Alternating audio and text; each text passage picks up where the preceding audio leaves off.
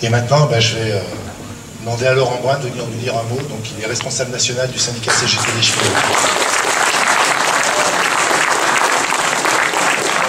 Alors j'ai absolument tenu à venir ici parce que d'abord j'habite à Vénissieux, donc ça me donne l'occasion de redescendre un peu, qui est d'une. Justement parce que j'habite à Vénissieux, mais que je suis aussi beaucoup en région parisienne, je vois quel est l'intérêt de cette ville au travers de tout ce qui a déjà été dit sur la politique culturelle, sur la politique... enfin bon, c'est tout bête, mais quand on vit en région parisienne, les espaces verts, c'est aussi super important. Bref, mais c'est pas exactement pour ça, enfin c'est pas que pour ça que je soutiens Michel Picard, c'est aussi parce que cette mairie, ça fait peut-être pas partie directement des 150 propositions, mais c'est une mairie qui soutient les luttes. Voilà. Une mairie qui soutient les luttes du quotidien, qu'on a mené aussi. Bon, moi je suis dans le domaine du transport.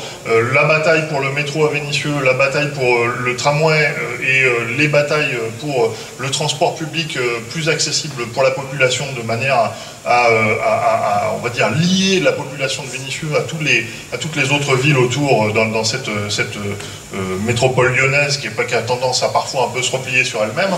C'est des batailles importantes et puis c'est une mairie qui soutient les luttes des salariés de la ville.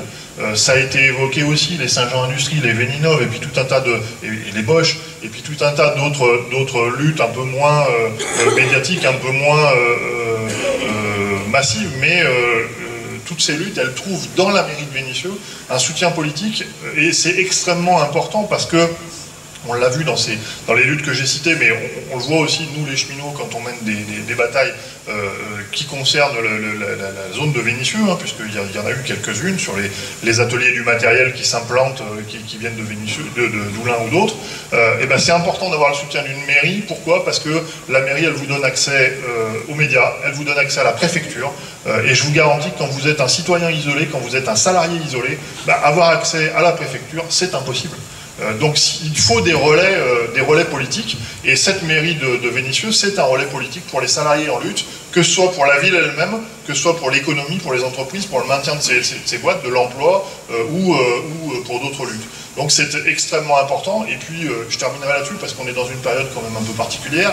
Il y a une bataille énorme contre une réforme des retraites qui va appauvrir une grande partie de la population française.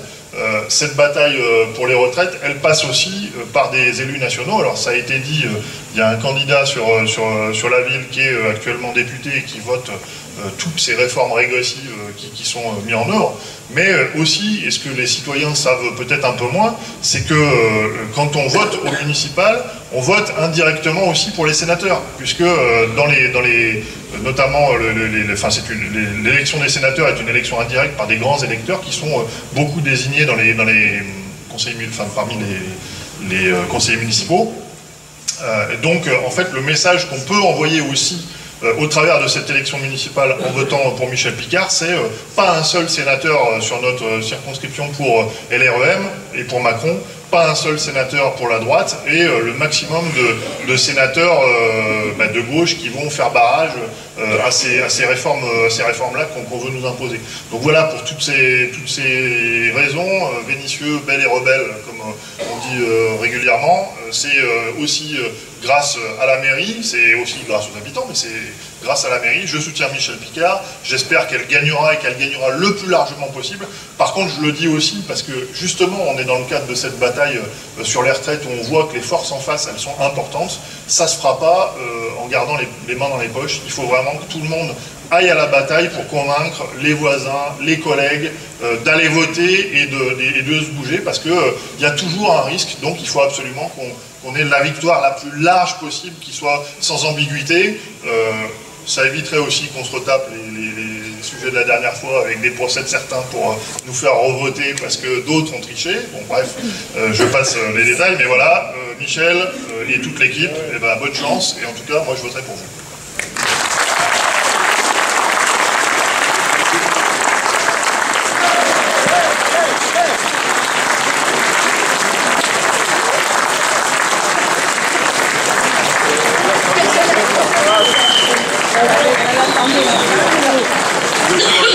Je vais aller